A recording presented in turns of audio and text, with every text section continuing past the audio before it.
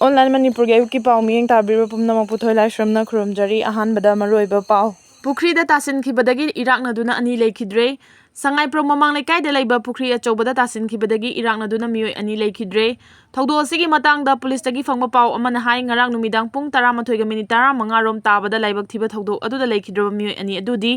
Kwakaitheldagi Seram Danaras amasung Hodam Lairektagi Thiam Rohit kawi hairi. Ngarang numidang pung 13:35 rom tabada Lampen Police Station gi manung chana laiba Sangai pro mamang laikai pukri achobada mioi ani asi tasinkhibadagi irangnaduna lekhidabani. Lampen Police ki kangbu aduna ngasi ayu mioi ani asigi thawai yaudraba hakchangsing pukridagi lokhalaba matung Rims ki Miral sangda thamkhre hairi. JCB laibini haiduna sel lauraga lotkibasing numit humnigi manungda changjarakadabani KCP PWG JCB laibini haiduna sel lauraga lotkiba thongam Binod Kumar amasung Khetri mayum Bisorjit numi humnigi manungda lupta changjarakadabani haina Kanglaipak Communist Party PWG MC Unification gi PRO Chingkhai nganbana thadorokpa cherol amana hairi cherol asina hai chahi kharagi mamangda Laishram Ravi Chandra apokpa Laishram Judin amasung Laishram Ongbi Fazabi leifamna Kodongpokpi mamang laikai haiba mioi asina awang khunong mayai laikai da leiba Laishram Amomcha haiba mioi amadagi JCB ama lainanaba sel oina lupa lakh 10 lauthokhraba Thongam Binod Kumar amasung Hiang Thangda leiba Khetri mayum Bisorjit Elias Nanau apokpa KHH Ningthem kauba mioi ani asida sinaki adubu haiba mioi khara asina hainakhiba warol haibadi sel asina JCB ama lairaga piba haiba warol asi nganglaktaba amasung Thongam Binod Kumar amasung Khetri mayum Bisorjit lotkhiba amasung hairiba senpham asi Laishram Ravi Chandra masana thakharagi matungda masana yana singdokpa haiba wafam asini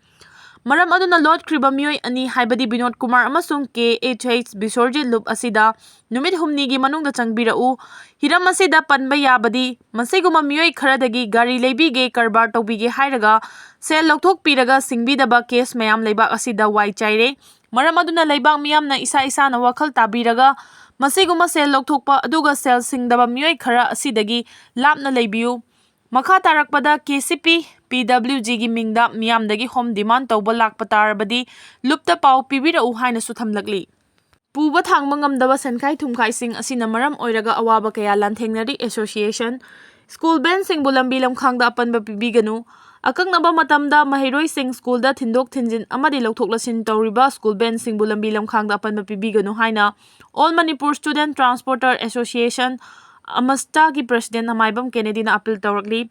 ngasi Major Khulda laiba Manipur Press Club ta pangthokiba tareklak suba Amasta ki Observation Day thoromga mari leinana M Kennedy na makata na hai hojik orakli balaiba ki phibam asida school band sing na pamdaba thodok mayam ama mayoknari mahiroi sing school band fee matam chana thirak tabaga loinana thodok wathok kaya gi poyeng chaing pi na honari ngai chairak asida CSO sing amadi organization singi puba thangba ngamdraba senkhai thumkhai sing asina maram oiraga awaba kaya lanthengnari mahiroi singi imung manung ayambana nongmagi suraga nomlaga hingbana ayamba oiba adubu macha sing afaba mi oheningba maramna private school singda tamhanbana matik chaba ben gi fee lawba ngamdabadagi angang masing hena puduna ben service chalaibana ayambani karigumba aingi wangmada amadi association gi RR thugairaga ben driver singna thabak toromlabadi association dagi khudakta tanthokani Tungi yumbi oirakadawriba mahiroi singbu tekta kaidana school da mahai tamba thiluraga amuk mayum tamna purakliba school ben sing asibu essential service ta chalhanbiu tungi yumbiral oigadawriba mahiroi sing thindok thinjin tawbada achoba thodang lawriba ben service tawriba singda lengak amasung parents singnasu association asigi awabada saruk yaminasi haiki Thauramduda Amastagi founder President Maibam Lolit Kumar founder secretary Y Sundar amadi advisor L Priyo Kumar na athoiba mithum oibaga loinana Laikhidraba school band driver singi mafamda minute ani tumina leptuna ikai khumnaba utkhi amadi Laikhidraba school band driver singi photo da laisu katuna Laikhidraba singi imung manung singda association gi maikai dagi angambate mangsu pikhi hairi Thorakliba irang asigi waroisin ama puraknaba ahanba khongthang ama oina Meitei Kuki amadi Naga MLA sing New Delhi da wari sanaragani